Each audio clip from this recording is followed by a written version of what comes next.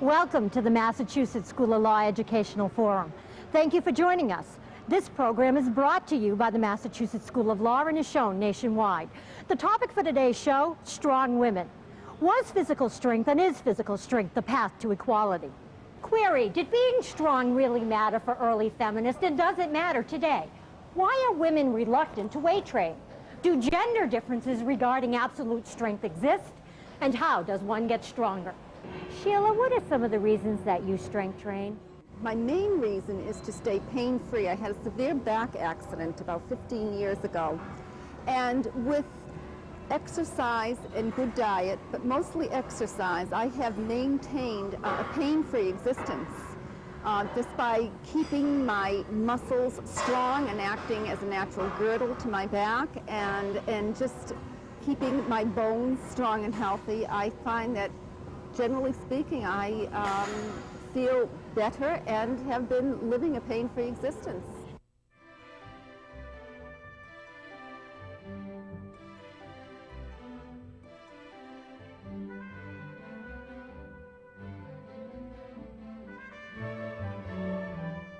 Welcome. Joining me, Jan Todd, PhD, is a sport historian and author.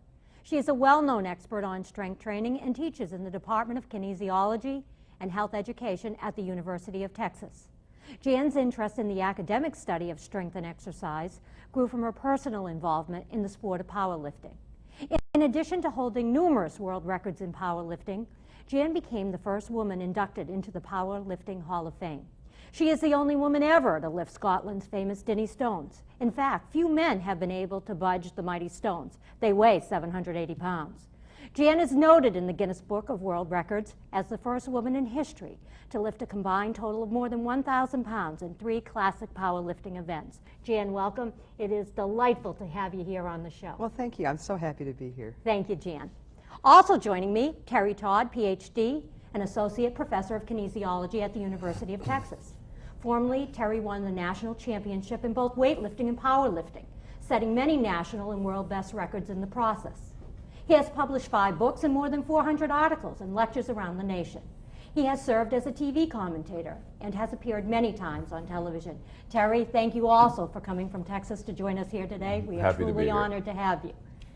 Randall Jensen, PhD, an Associate Professor of Exercise Science at Northern Michigan University, where he teaches biomechanics and applied exercise physiology. He is a Fellow of the American College of Sports Medicine and a member of the National Strength and Conditioning Association and the International Society of Biomechanics and Sports. Randy is also a triathlete, and I understand you're doing a triathlon tomorrow with your children? Yes. Congratulations. Welcome. Thanks for coming. I am Diane Sullivan, a professor at the Massachusetts School of Law. Jan, let me begin with you. Why did you begin powerlifting? Well, it's really Terry's fault. It's always the man's It fault. is. Right. And when we started dating and then married, I met Terry after he had retired from his athletic career. He was a national champion in men's powerlifting, held world records. But I was interested in the fact that he continued to go to the gym and believed that the exercise he did was very beneficial to him. And so I started out like a lot of young brides do who want to spend time with their husband. I just tagged along to the gym. Terry had told me there were certain things that I could do that he thought would help. Was worried about my posture a little bit, and so I started doing some exercises for that. But for the most part, the weights were very light, sort of figure work type stuff, and I just found it terribly boring. I mean, Good for you. it just wasn't particularly challenging and interesting, and of course, this was back in, it was 1973, and the conditions where we trained were very bad because there was no weight room at the university where I was at the time, and so I think that also was a factor in it. And then what changed things for me was we went home to Austin, Texas to see Terry's parents one year for Christmas, and I met a young woman there who was competing on a men's powerlifting team, and she was Good for her. Yeah, she was very small but very, very strong, and it got me to thinking about why it was that women didn't lift weights and why they didn't train for strength, because clearly this young woman in particular was wonderful looking, but also a lot stronger than I was at that point. And so I was sort of intrigued by that. How do you feel that you benefited from strength training? Oh gosh, so many ways.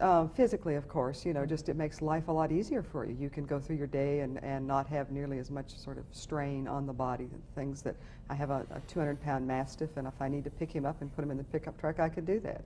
But emotionally, in terms of self-esteem and my feeling of, I guess you might want to say, empowerment, you know, I mean, I just feel like I'm a stronger person. I'm less afraid of life's challenges, I think, because I've had this other success, and because I go, I think, through the world with less timidity than I might have in the past. Great comments. Terry, how have you seen Jan change over the years as a result of weightlifting? Well, Jan was given a great gift of strength by nature. She's larger than an average woman and has more fast twitch fibers, so that means she's more explosive. She could always run fast, and it was clear that she could become very strong if she wanted to be. When she decided she thought that she might like to try to become stronger, I was interested because really it had been many years since women had really trained hard to try to push their strength in the same way that men were doing. I knew that at the turn of the century, from the 19th into the 20th century, there were quite a number of professional strong women. So we had some role models, but we had to roll the clock way back to reach those role models. And I do, in a little while, want to go back and revisit some of those early strong women. Sure. Well, it was in a way a challenge to me to create a training program for Jan that would do what she wanted to do, because I had trained lots of guys, but I had never trained a woman, and so I was anxious to see if what I suspected would work. So you were not, let me interrupt you and say, you were not fearful that she would get stronger than you. In fact, you encouraged her. No. Well, there was never any chance that I would get stronger than Terry. But quite honestly, I had satisfied myself about my own level of strength and had done what I wanted to do there. And Jan's always been very goal-directed, and I thought that she certainly would bring to the table the sort of regularity in life and this fierceness of purpose that high-level athletics requires. And so we set out on this little journey, and it's been interesting to watch through the years. And I do think that it has made her more confident in other areas of her life, and more willing to say, rather than, well, I'm not sure I can do that, just to say, well, where do I start? Yeah.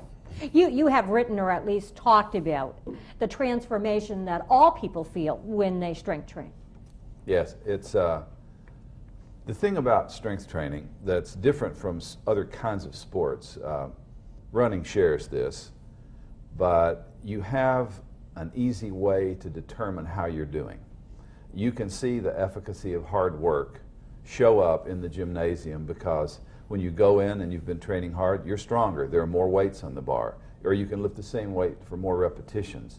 You can see physical changes in your body more dramatically than you would see as a result of doing any other activity. Weight training is most dramatic in terms of its ability to show you the results of your work. And so for both men and women, this is a great, what the behaviorists would call positive reinforcement. Sure it is.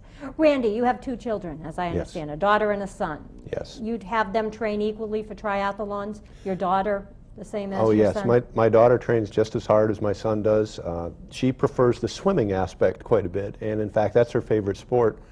And she also trains with dryland training, doing strength training and so forth to prepare for swimming, and in season does it also.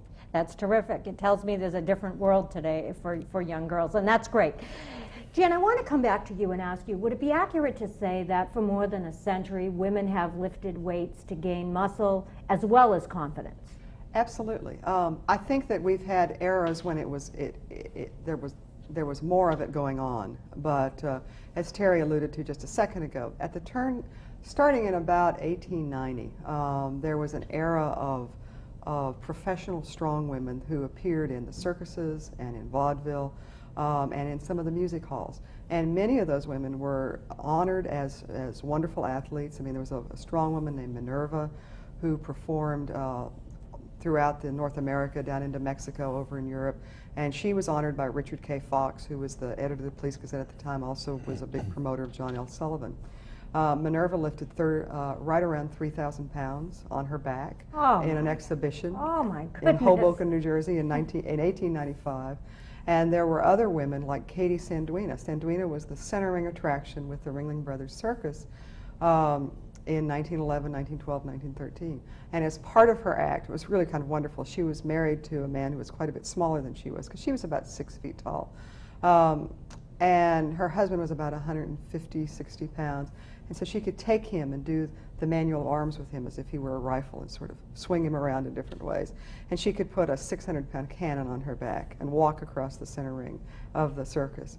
And she performed well up into the 1940s. So there were women who had figured out, for one thing, that strength would give them an income, and a good income. And many of the strong women had children and daughters who then followed them into the theaters and into the circus ring. So there was that group of women. But there were other women back at the turn of the century as well who just trained. In some cases even trained to increase their proficiency at, say, track and field and swimming. There was a magazine that was published at the turn of the century called Physical Culture that was edited by Bernard McFadden. And he was sort of the Joe Weider of the last turn of the century, last century turn. And McFadden's magazines are filled with stories of girls who are doing some dumbbell work to be a better diver, or doing this so they can run a little faster. And so, but then it died. It passed away. And by the time the 30s come, things waned until you get around World War II. And then during World War II, when women went back to work, there was a movement again for weight training among women. And in fact, there were a group of women in Southern California at what we call Muscle Beach who became very famous throughout the world for their lifting. And many of them were featured in newsreels, in Look magazine, Life magazines, these sorts of things. Yeah, I recall that. I think we can all understand, our viewers especially, that if you lift weights, you're going to gain physical strength. That's for sure. Your body's going to be transformed. But why does weightlifting help gain confidence? I think part of it is because it's a sense of accomplishment, that it's something that you can do. I think the example of Jan having goals to say, well, I want to be able to do this and to be able to accomplish something, I think that's probably a big point. But I think the other thing for women is that if you think about how we were raised, our generation of women, Diane, I was never in my life encouraged by a physical education teacher or a family member until I met Terry to think at all about strength as an aspect of womanhood. Oh, absolutely And not right. there is no reason, there's no reason why strength is gender specific. The muscles, as Randy can tell us, it's really his field, not mine, but muscle is muscle. There are many animals in which the female is the more powerful, the better huntress, but we somehow in our culture have equated strength strictly with masculinity. And why that's is that? Well, I think partly it's bad science. In the old days we used to think, well, you had to have testosterone, and the more testosterone you had, you were going to be stronger. Well, testosterone's part of the story, but as Randy can tell you, it's not the whole story in terms of strength. There's other factors that matter. But, it's more a matter of size. Men have more muscle because they're just bigger than we are. But pound for pound, if you actually look at the research literature, women are in their lower bodies pretty much at the same strength level as men are. But Well, let's go to that. Randy, pound for pound, is a man and woman equal in strength? If you look at it pound for pound, it's very, very, very close. And in fact, in some areas of the body, particularly in the legs, for example, women may be stronger than men if you look at it on a pound per pound basis. In the upper body, that doesn't seem to be the case as much. And part of it might be because of also the size aspect and how the muscles are attached and so forth. There may be some slight differences as far as that's concerned. But definitely in the lower body, and if you look at muscle, if you look at muscle equated on a square area, area of square muscle mass, it's the same. The two equate and line up almost exactly on a regression line. And I think one of the things that's happened is, too, that I think 50 years from now, people having this conversation are going to have a very different conversation because women now are training. We've been judging our if you look at our history, we're judging differences in strength primarily on the fact that we have men who do physical labor and have done sports and exercise, especially upper body things where you throw and climb. Yeah. And women haven't. I mean, that hasn't been what we've been socialized to do. And that makes a lot of difference. Sure it does. But Terry, if I can just Sure. jump in, one of the things though that does contribute to the difference and will continue to contribute to it is that whereas it's certainly true that an individual equal amount of male muscle and female muscle will perform more or less the same way, but with 10 times more circulating testosterone in an average male body than in an average female body, the male can build muscle more easily, can create strength more easily, can build strength more easily than a woman can. Because of that, I mean, all other things being equal, which they're not, but assuming that they were, then still that would be a very significant advantage to men in terms of creating strength. And to further elaborate on what Randy said, the superstructure of the male upper body is really a lot bigger than, I mean, the bones are much thicker, shoulders are wider, and so it's like having a bigger framework for a house. You can make a bigger house if the framework is larger. oh, I think that's quite right. I know for myself, who's a recreational Right. weightlifter, if you will, I'm as strong as nearly every man in the gym from my waist down. But as hard as I work my upper body, I'm just not as strong. That's Right. the bottom line. I'm still going to try to get Right. there, but I'm not as strong. Right. See, Jan trained as hard as, and I'm not exaggerating, as hard as anyone I ever saw train. She really, really trained with almost frightening commitment and regularity and intensity. And she never got her bench press very much over 200 pounds. Now that's a lot for a woman, of course, but I mean, for a man, it is not. Yeah. But yet, in her lower body, she was able to squat, do a full knee bend with 550 pounds on her shoulder, which only a handful of football players at major colleges now can do. And so some of this has to do with the difference in upper body structure and the fact that she never took anabolic steroids, which seem to affect the upper Right. body more than they do the lower body. Well, is this true? I've always heard, and this is my guiding principle, that a woman's goal should be to bench press half of her body weight. A man, for fitness we're talking, a man should be able to lift his body weight. I say, no way, there's not going to be a difference. I'm going to lift my weight, and I'm 5 pounds off of that. Right. But on my legs, I can lift, 7 times my weight. Sure.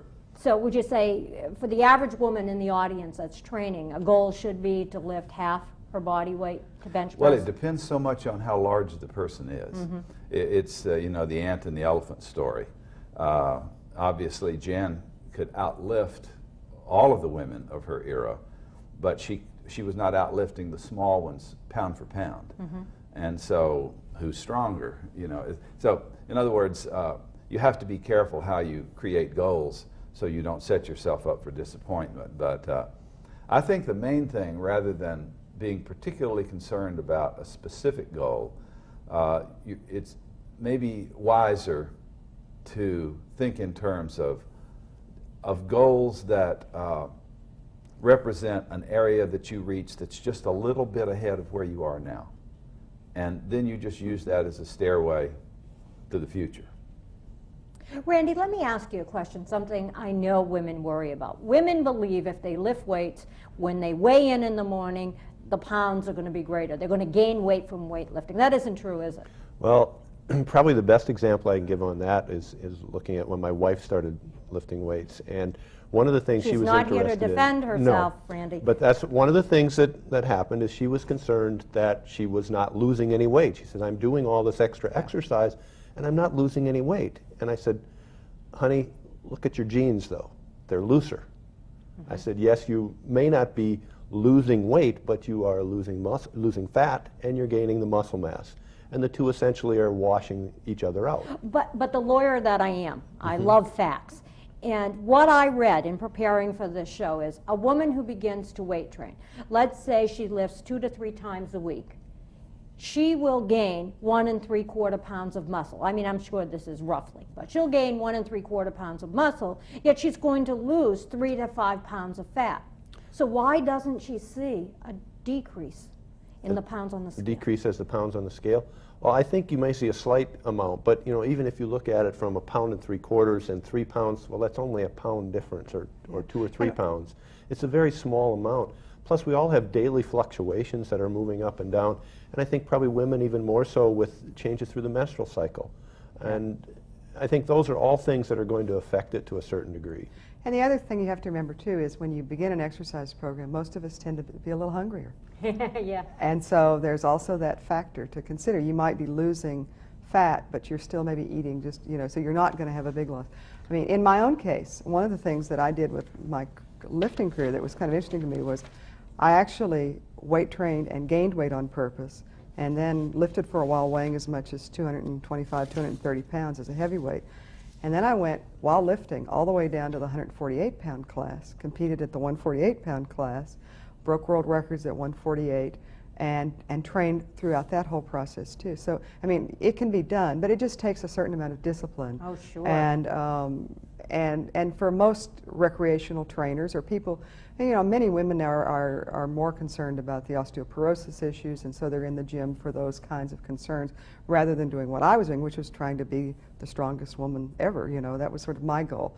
And so, you know, you want to have a regular life that's a happy life that satisfies you, and so they don't want to make those huge sacrifices. We have the same discussion at the University of Texas with our weight training students in the kinesiology program all the time. You know, I'm getting smaller, I'm getting leaner, but I'm not really losing weight. And I try to explain to them, well, you know, you need to start looking at the other factors, because any exercise scientist, as Randy will tell you, you can't just do the one thing and expect to see big changes in body composition. It needs to be a programmatic, a lifestyle change that you want people to undertake. Well, Diane, I think it's really cultural too. Yeah. It's so important that women disabuse themselves of this notion that they have to weigh a certain amount. Oh, you're right, for Terry. them to be acceptable to themselves and to others. I mean, that's hogwash, and it's been hogwash forever, and it will remain hogwash. You need to be concerned with how you feel and how you can perform.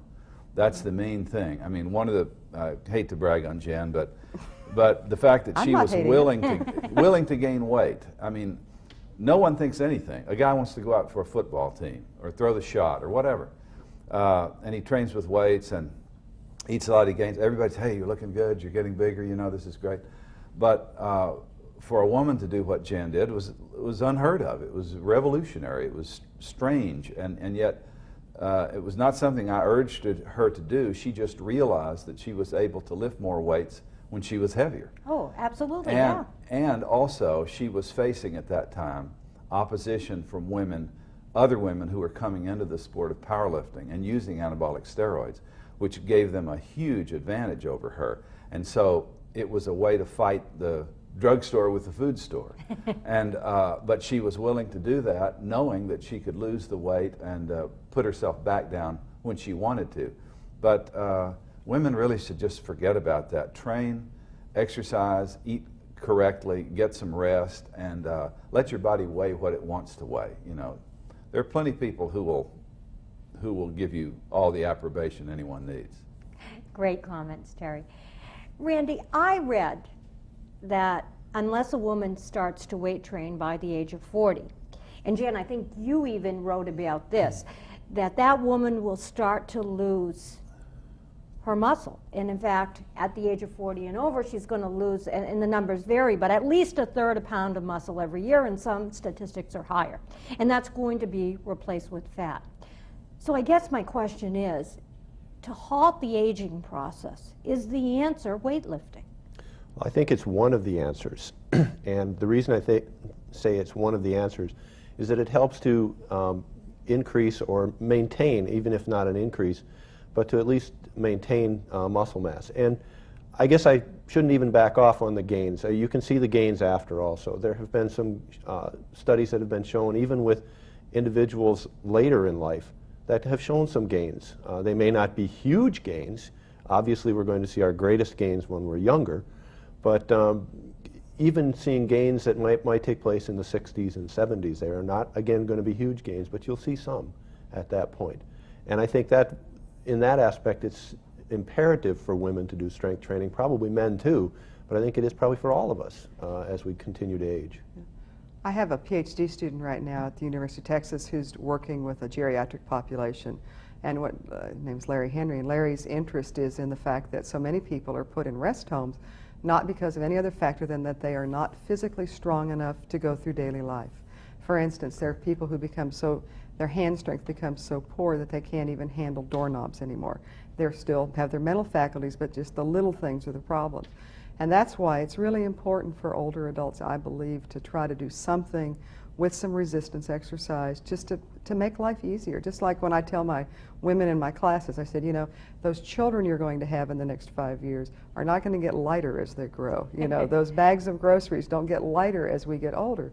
And for so many women, we just sort of, we hit this peak at 2025, and then we just quit doing exercise, and we don't think about the really valuable benefits that can be had from just having a modicum more of strength. What made me want to do this show, Jan, was, quite frankly, your statements in an article where you talk about your friends, women in their 40s, pushing themselves away from life. Yeah. I'm 40 now, I've got to stop living. And I really think, and you really made me think, that part of the problem with aging is that we give into it. We just quit. I mean, I don't know why. I mean, it's just, well, I do know why. We get busy, you know, and we use our busyness as an excuse. And I find myself saying some days, oh, where's, you know, how do I get to the gym? Where's the time to do this? You know, you've got this report and that report and this student who needs to see you, and so it is tough. But for women in particular, I think men have been better in the last 20 years about not giving in to aging in the same way that women have. And I think part of me wants to think that it's some of what Terry was referring to, that I think we become a little bit more self-conscious about our appearance, say in a pair of shorts or in clothes that you would wear at the gymnasium, and so we don't want to put on the bathing suit and get in the pool and do the laps. You know, these kinds of things I think begin to affect women more as they age than they do men. But I think the other thing is that it's, again, for our generation, there's this socialization that went on in my life as a young woman growing up that didn't encourage me to think about physical activity as being a regular part of my life. Yeah, women for some reason do not demand of themselves to be physically strong, and they believe that the ideal woman is thin, frail, and so forth. And I think that's something we, as Terry said, we've got to dispel of. Yeah. Do many women today engage in strength training? You talk about your daughter, Randy, is doing it at 12. How wonderful. I think it's becoming more accepted. Oh, My daughter can't fathom the idea that her mother had to compete on the boys' ski team when she was in high school. She just can't believe that. Yeah. And my daughter accepts that Caitlin says, that's what I'm going to do. Nolan does it, I'm going to do it. My other friends are doing it on the swim team, I'm going to do it also. I think it's much more accepted there. It's working its way up, I think, with the help of Title IX. I see it from my students, college-age students, that they accept it. And if you look around and look in the gym, there are virtually as many women as there are men at our school anyway. Yeah, there are many millions. The numbers vary depending on the study you see and exactly what's meant, whether they're talking about people at home training, but there are probably at least 25 or 30 million women in the U.S. training with doing strength training. And this is really a sea change. And but it's very important, and we noticed at the University of Texas, we've been back there for 18 years now, and we have noticed that the classes in weight training were, at the beginning of our time there, they were almost completely male. Now they are approximately 50-50. Wow. And this seems like a wonderful change, a wonderful shift, and I think it represents something significant in the culture. And but these kinds of changes often happen slowly, but the fact that they're happening at all, I do think is related a lot to Title IX, and thank God for that. But the other big difference is that the generation of women your daughter's age and the ages of my university students have an acceptance of muscle that older women don't have. I mean, if you, Esquire magazine this month has a big article on the beauty of women athletes, who are the sexiest women athletes. And if you look at even at some women movie stars now, having a little bit of muscle, a little deltoid definition, a little bit of a bicep, we see more muscle now on women role models than we used to see. And that's really positive. Even the success of the women's soccer team, when they won the big championships, you know, and she takes her shirt off, you can see the abs, I mean, but yet she's still a big hero. The younger women have an appreciation of that, which I think still somewhat bothers, say, women of my generation. Do the younger men have an acceptance of their girlfriends and their wives having that muscle? Absolutely. You know, if you talk to college students, it's toning. You know, they want to see a little toning. You know, it's not about big bosoms in quite the same way that it used to be. That's good news. We need to take a break, but before we do, I want you to consider over this break time the following, whether it's fact or whether it's fiction. First, that women will become too muscular and will look masculine if they lift weights. Is that fact or fiction? That women cannot develop strength. Fact or fiction? Women are too frail to lift weights. Fact or fiction? And women will gain extra pounds by lifting weights. Fact or fiction? Think about this. Please watch our break, and when we come back, come with me to the gym and an interview with Kelly. Thanks. Stay tuned.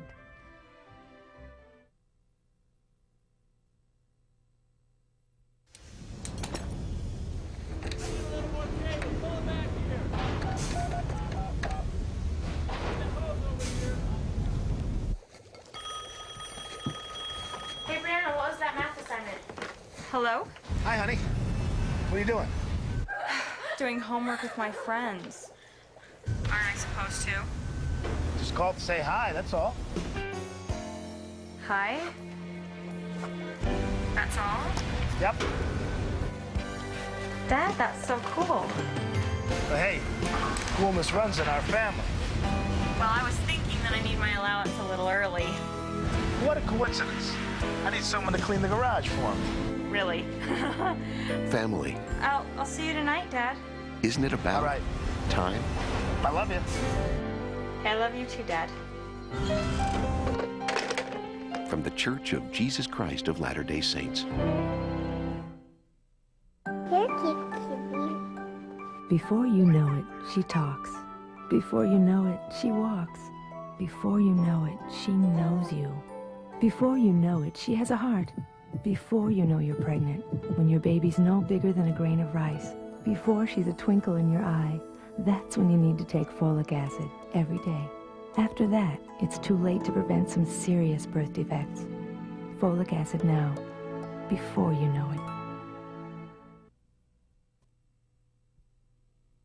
Kelly, tell us about your weightlifting program. Okay, I work out 5 to 6 times a week, usually opposing muscle groups I'll do. Like Monday I'll do a chest and back, where I'll do, biceps and tris the next day. How long have you been doing this? I've been doing it probably about 6 years. Started a little before high school and kept it up since then. Why do you weight train? Primarily for strength. I like to feel healthy and strong.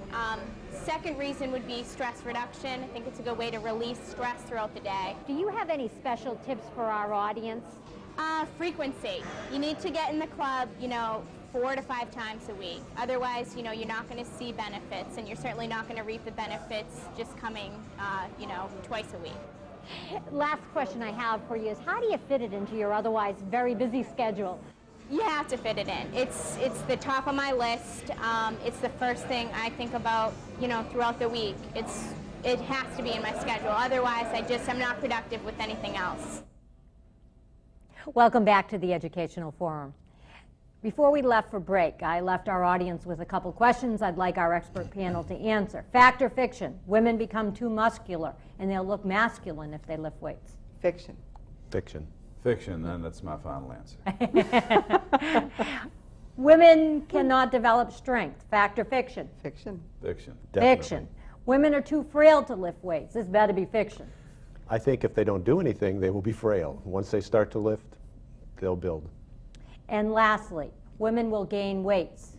They'll gain weight on the scale if they lift weights. It's possible. You need to be very careful and eat a good, healthy diet when you do train. You should, as was mentioned earlier, when you gain a bit of lean muscle mass, you should also be losing fat. So it should be more or less a wash, as Randy said. But everything is very individual. Some women gain more muscle more easily, but they generally, these same women, lose fat more easily also. Some men can walk through the gym and look at a dumbbell and their arms will get bigger and stronger. And others have to train and train. So all this is very individual. But it would be false to say that women cannot build muscle when they train with weights. They can indeed. The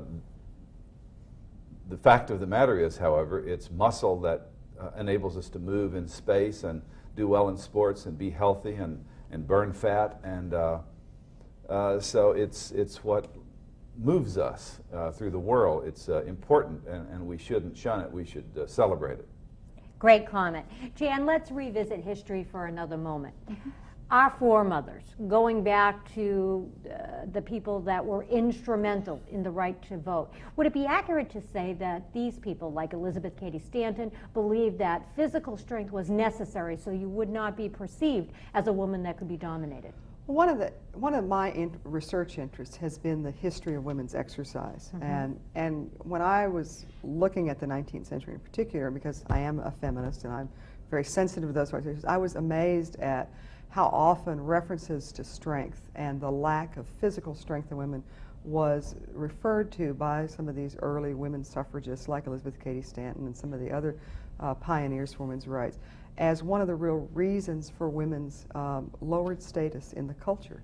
And it struck me very hard when I found that information, began to see those references, because it made me begin to think, of course, about my own experiences and how I had found the physical strength that I built to be liberating in so many ways in terms of even my intellectual life. I mean, I went through my PhD program with a lot more confidence than I had, I think, because of my weightlifting. So yeah, that is there, and in fact that's one of the things that I explore in my book that I wrote called Physical Culture and the Body Beautiful. Which is a wonderful book, and I really think you're the only person that's really written on this. Well, thank you. I appreciate that very much. I think when we think about the 19th century, most of my early training in physical education history was all about women just didn't do very much. But actually in the 19th century, there was quite a bit of interest in strength. And there was even a movement in the 1850s